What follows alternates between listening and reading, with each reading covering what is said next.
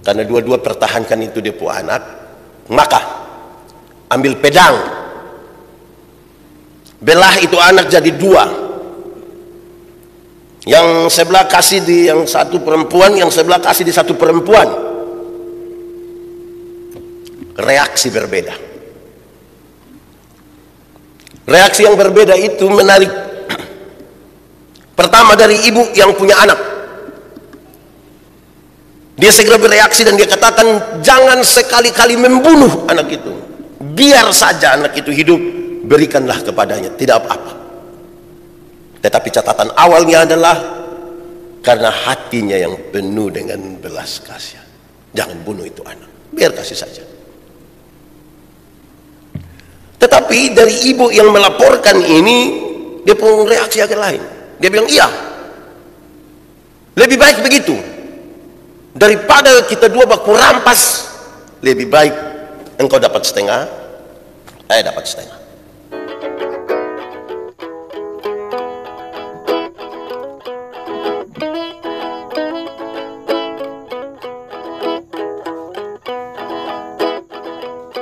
Salam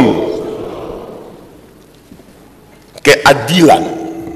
Saya memastikan sekali bahwa di bumi ini banyak orang mencari keadilan. Tetapi mungkin ada banyak hasil yang membuat kita merasa tidak adil. Ada anak merasa tidak adil pada putusan orang tua. Ada adik merasa tidak adil pada putusan kakak. Ada orang tua merasa tidak adil atas perhatian anak-anak terhadap mereka. Ada banyak orang pencari keadilan di bumi ini yang merasa tidak adil. Lalu tema ini menolong kita sebentar, saudara-saudara, melalui pembacaan ini, bahwa yang memungkinkan keadilan itu ada kalau segala sesuatu yang diambil sebagai kesimpulan atau keputusan itu diambil berdasarkan kebijaksanaan atau hikmat yang dari Tuhan. Kalau dia tidak berdasarkan itu, maka sudah pasti tidak adil dan makin merasa tidak puaslah banyak pencari keadilan. Di awal saya ingin sampaikan kepada kita, saudara-saudara, bahwa kata-kata yang bagus, yang masuk akal itu belum tentu itu berhikmat. Saya ulangi, kata-kata yang bagus, yang logis, yang masuk akal itu belum tentu berhikmat. Belum tentu. Saudara bisa baca tulisan-tulisan yang banyak-banyak dengan narasi yang bagus sekali, tapi belum tentu berhikmat. Saya ingat, saudara-saudara, kami kuliah beberapa teman, terus ada teman yang 4 tahun setengah sudah selesai, wisuda. Saya dan beberapa teman 6 tahun baru habis. Orang tua protes, kamu kok kuliah sama-sama ini, kenapa dia bisa habis 4,5 tahun, kok engkau 6 tahun? Saya bilang, bapak, coba bapak berpikir logis saja. Coba bapak pikir logis saja. Yang belajar 6 tahun dan 4 tahun setengah, siapa lebih pintar? Logis toh? Belajar 6 tahun dan 4 tahun setengah, kan yang lebih pintar 6 tahun. Masuk akal, baik, tapi tidak bijaksana. Ada banyak kalimat yang saudara bisa ucapkan. Bijaksana belum tentu. Bapak ibu saudara-saudara, ketika Salomo menjadi raja menggantikan ayahnya Daud, Tuhan memberikan kepadanya sebuah pertanyaan yang sangat umum dan sangat terbuka. Kalau kita baca di ayat 5, pasal 3 ayat 5, ketika Tuhan menjumpai Salomo dalam sebuah mimpi, Tuhan bilang kepada Salomo, mintalah apa yang hendak kuberikan kepadamu. Kepadamu diberikan kebebasan untuk meminta apa saja yang engkau mau. Yang menarik, saudara-saudara, adalah bahwa banyak orang tidak menduga, atau kalau mau mengantar kita kepada hal ini, saya mau bilang begini, coba saudara berpikir satu saat ketemu Tuhan dan Tuhan bilang, boleh minta apa saja.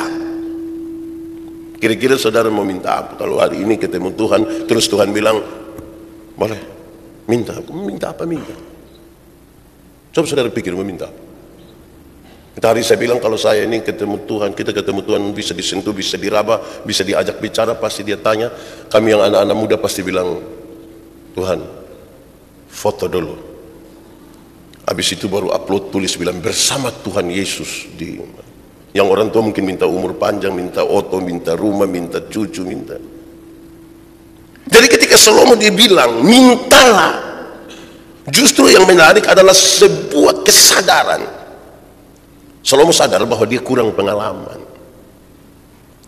dia kurang pengalaman, dia kurang matang, dan karena itu dia minta hikmat dari Tuhan supaya menjadi bekal bagi dia untuk memerintah. Daud telah menempatkan sebuah standar yang sangat tinggi di sebuah kepemimpinan dalam kerajaan Israel. Dia tahu bahwa masyarakat mengukur pemimpin di standar yang Daud sudah taruh, dan itu puncak dari kejayaan Israel. Dia menyadari bahwa itu bagaimanapun dia pembapa, dia kurang pengalaman, dia minta hikmat dari Tuhan. Tuhan memberikan atasnya. Saudara-saudara, jadilah Salomo seorang yang sangat berhikmat. Tapi mendahului khotbah ini saya mau bilang pada saudara bahwa kita tidak sementara menaruh perhatian kepada pribadi Salomo, tidak.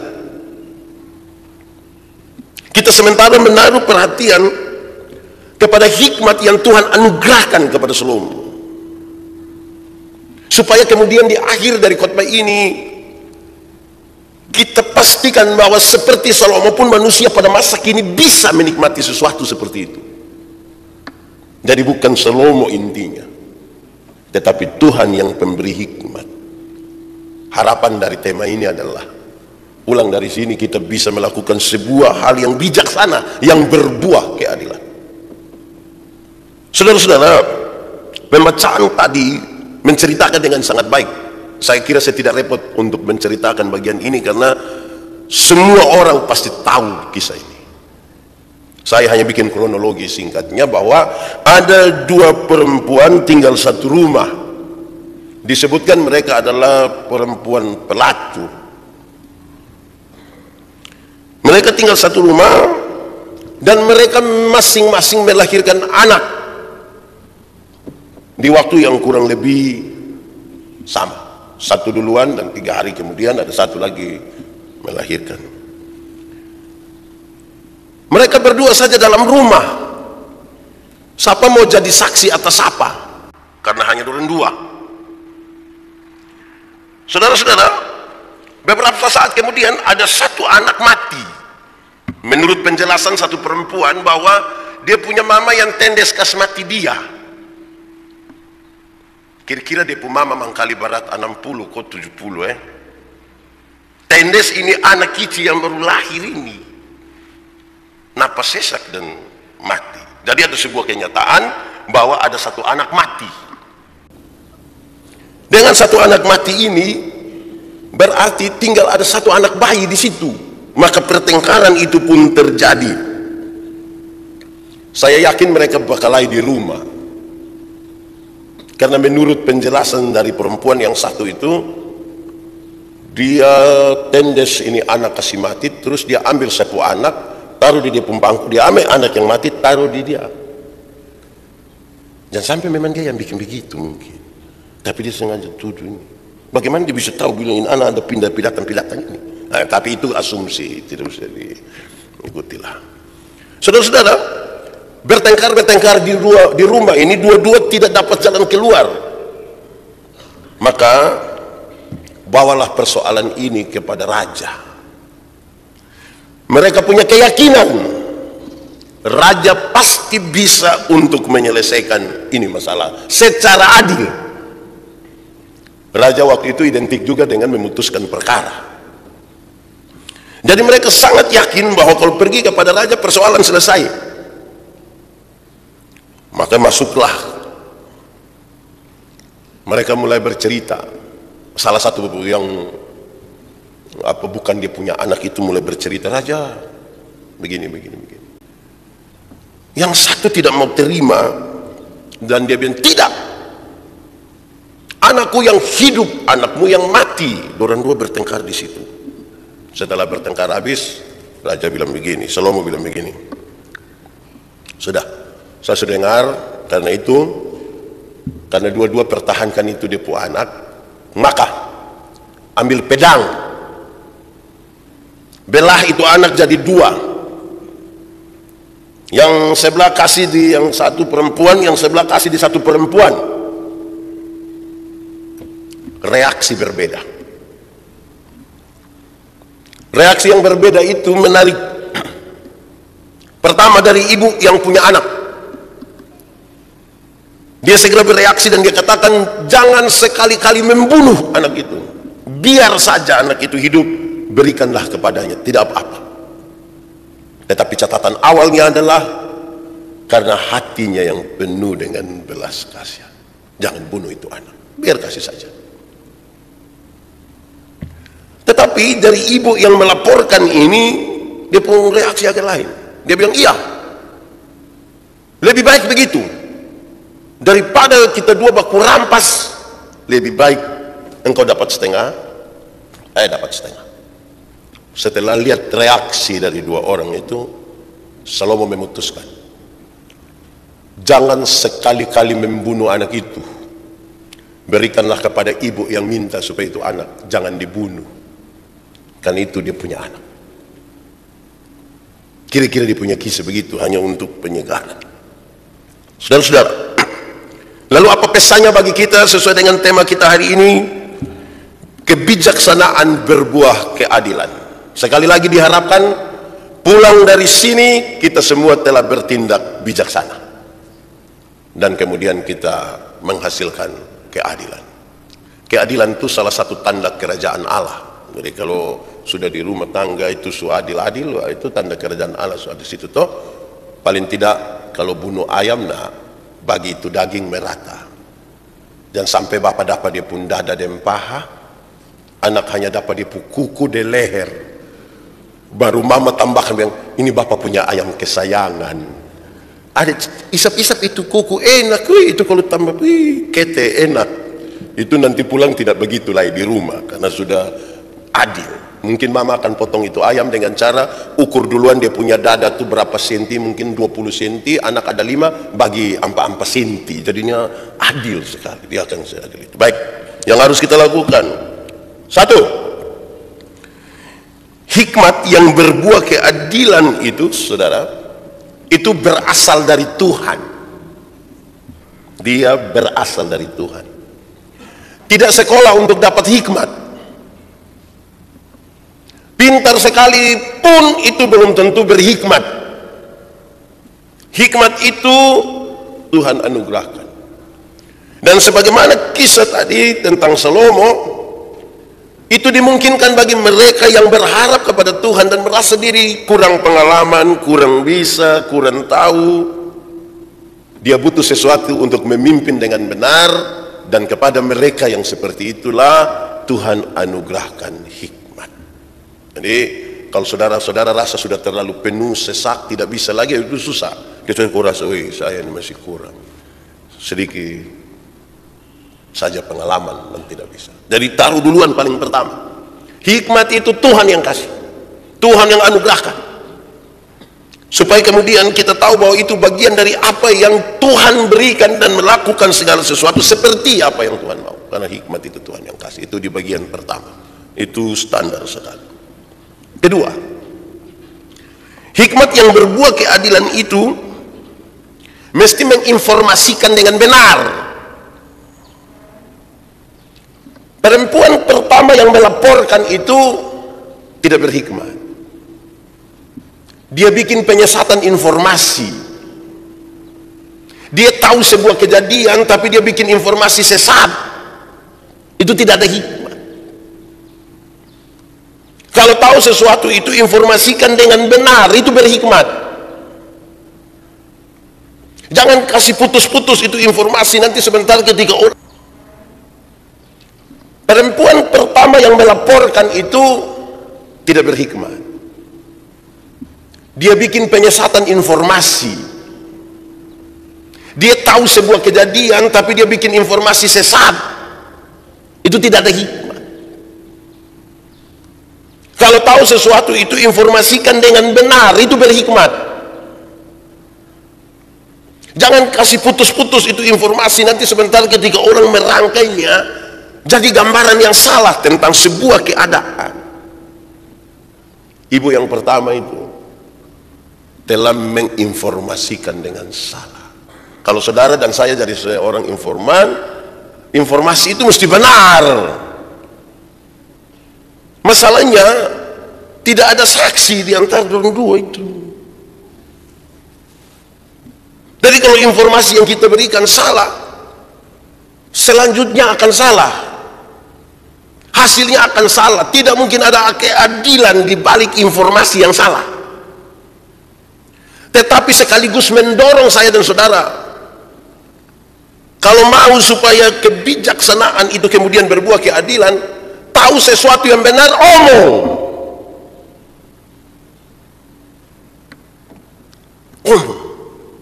Banyak orang tahu tapi belum tentu omong. Nah, sekira begitu. Itu bijaksana. Ada tempat untuk bicara, tetapi dengan informasi yang benar. Berulang-ulang kali saya bilang, Tuhan menciptakan manusia itu ada 2 mata, 2 telinga, 1 mulut. Ada banyak hal di dalamnya, tapi salah satunya adalah lihat 2 kali, dengar 2 kali, omong 1 kali. Lihat ulang-ulang, dengarkan ulang-ulang, pastikan dan bicara 1 kali. Karena di zaman ini ada orang yang tidak ada mata, tidak ada telinga, tapi dia pemulut 7. Jadi kalau mau bijaksana, berhikmat dan ada keadilan, lihat, informasikan dengan benar. Bagian kedua, saya percaya roh Tuhan yang ada di dalam kita memberikan hikmat itu memampukan bukan saja Salomo, tapi memampukan kita semua untuk bisa melakukan hal yang sama, menginformasikan dengan benar. Tapi kita koma sedikit di situ dulu, karena ada persoalan etika di situ. Etika itu selalu berurusan dengan waktu tahu sesuatu itu benar kok salah. Sudah tahu dia benar kok salah, dia naik sedikit, penting atau tidak penting. Sudah tahu itu penting atau tidak penting, naik sedikit, caranya betul atau tidak. Yang keempat yang paling tinggi itu adalah menguntungkan siapa, menguntungkan saya atau menguntungkan banyak orang. Jadi mau kasih tahu dia benar, orang berhikmat butuh tahu amat. Oh, ini benar. Tapi penting kok tidak penting. Dan sampai itu tidak penting, tapi butuh orang bikin-bikin kepenting. Caranya betul atau tidak? Menunjuk etika ini. Saudara bayangkan kalau saya pernah bilang kalau kita ibadah begini ada anjing jalan lewat di sini, kan kita terganggu toh. Semua orang pasti tidak suka untuk ini anjing ada di sini toh. Yang berhikmat itu dia berpikir bagaimana supaya usir ini anjing tapi tidak mengganggu ibadah toh. Dan tidak berhikmat, hus, has, siapa pun anjing itu? Macam kedipuntuan saja lagi, kan tanpa masalah. Jadi memang itu sudah tahu benar saja dia pun cara mesti diperhitungkan di mana. Jadi kebijaksanaan yang kemudian jadi adil itu begitu. Kedua. Ketiga, hikmat yang berbuah keadilan itu bukan saja menginformasikan, tetapi merendahkan diri untuk mendengarkan dan mempelajari dengan baik. Itu kisah tadi sebenarnya begitu. Siapa bisa lawan Salomo?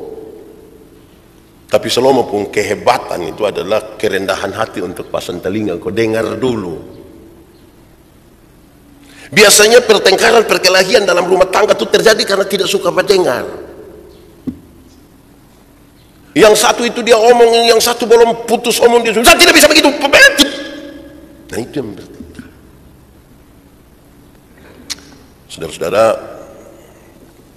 saya dengan Ibu Pendeta itu kami dua baru menikah kira-kira 15 tahun. Pacaran 10 tahun. Jadi kami dua berhubungan 25 tahun. Dia anak bungsu, saya juga anak bungsu. Yang membedakan itu adalah saya besar di Soed, dia besar di Timor Leste. Kami dua sama-sama ingin memenangkan pertarungan. Tapi sekarang waktu komunikasi itu bagaimana? Kami dua sepakat. Ada dua kesepakatan tentang komunikasi. Satu, kita dua kalau baku marah itu mesti sempatkan 1 menit untuk bicara. Kalau bicara-bicara dan ternyata yang kita dua bakal itu tidak penting, berhenti sudah, kau cari makan. Sei kau apa kau makan sudah. Jangan sampai kita dua sementara bertengkar soal Ayu Ting Ting itu mau menikah dengan siapa. Itu tidak penting bagi keluarga Manobe, dan lebih baik kita dua cukup sudah. Keluarga Raja Kana tidak ada kepentingan di situ. Bukan Pendeta Yandi juga yang saksi toh untuk Ayu toh.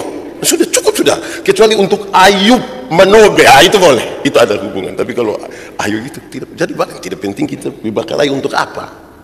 Tapi yang kedua, kami dua sepakat supaya dan jangan bakteria kot anak don dengar, tetangga don dengar, kita dua tambah tinggi ini, maka kami dua sepakat satu omong satu diam saja sampai omong habis.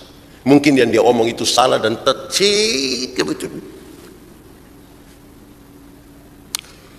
Dia omong itu salah semua, tapi memang kalau orang omong ini betul mesti lihat di pemuka toh, itu diam saja. So omong habis sudah, aduh sayang minta maaf, yang tadi omong itu salah. Lalu yang benar ke mana? Oh yang benar begini. Itu bisa dipercaya? Bisa. Masa kau istri sendiri beta tipu bagaimana? Pertanggungjawaban pada Tuhan Oke, minta maaf yang tadi, selesai. Bayangkan kalau dia bilang kenapa? Oh itu kita yakin orang bukan pikar free, dia dong akan lihat kita bakal lain di altar. Jadi mendengar dulu. Coba kita omong sama-sama 1, 2, 3. Mendengar. Kadang-kadang kita mau yang kita omong ini orang dengar, tapi kita tidak mau untuk dengar yang orang omong.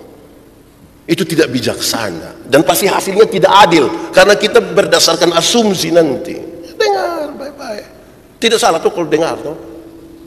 Saudara-saudara, kalau kita omong dari orang itu, kalau orang hanya diam satu, kita berat itu, kita kan kepingin tuh mau bakal lain sambil lihat di muka. Baru kita tanya, alis kenapa kau tabah?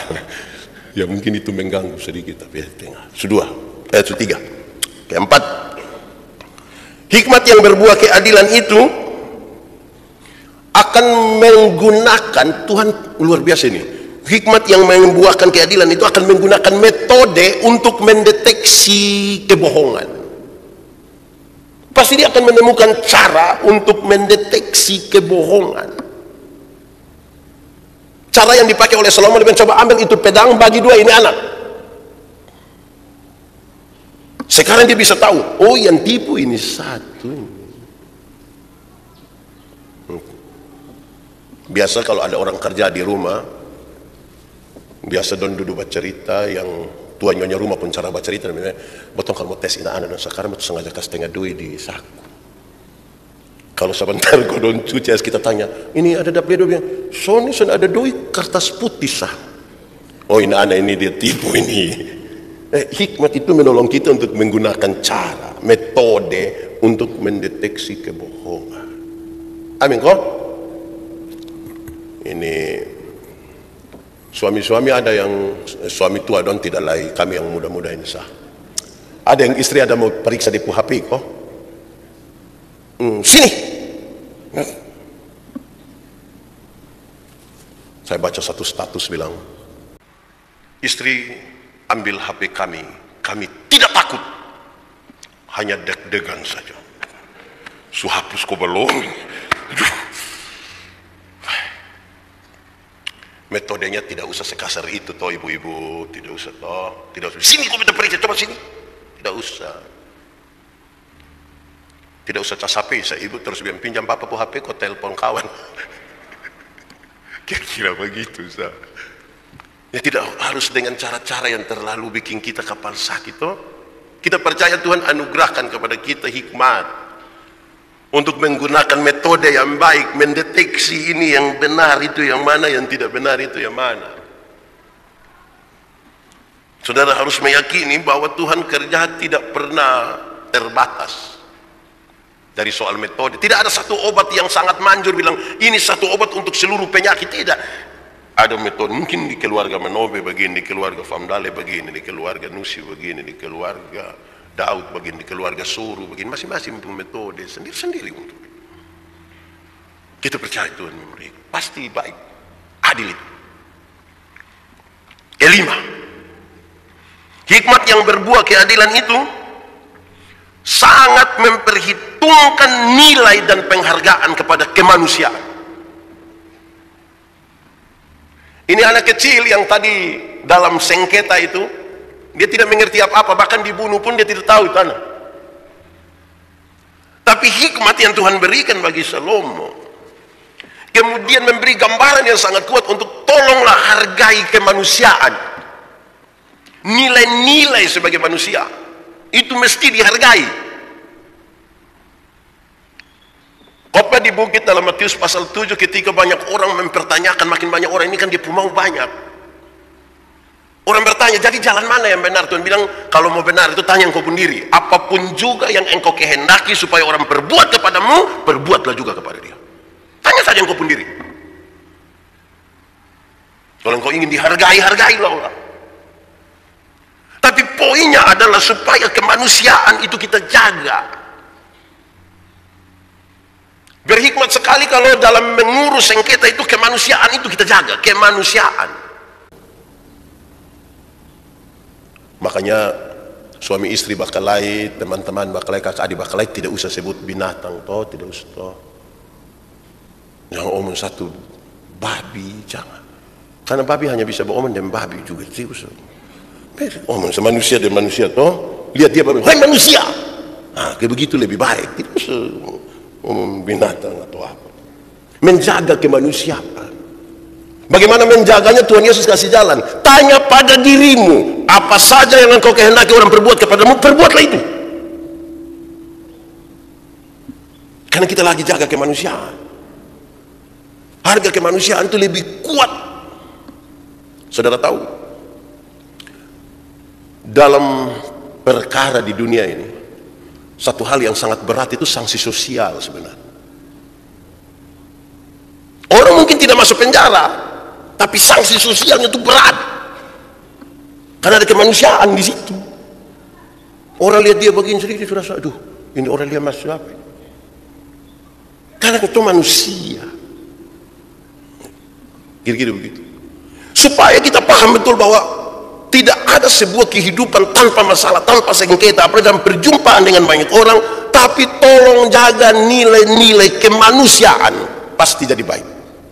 Pasti jadi baik. Suami istri, kakak adik, bersaudara semua, ada masalah di rumah, jaga dia, kita pu suami toh, dia kita pu istri. Tidak mungkin kita nikah dengan batu toh. Kita nikah dia ada bernapas ini. Dia orang baik-baik toh. Apa orang baik-baik?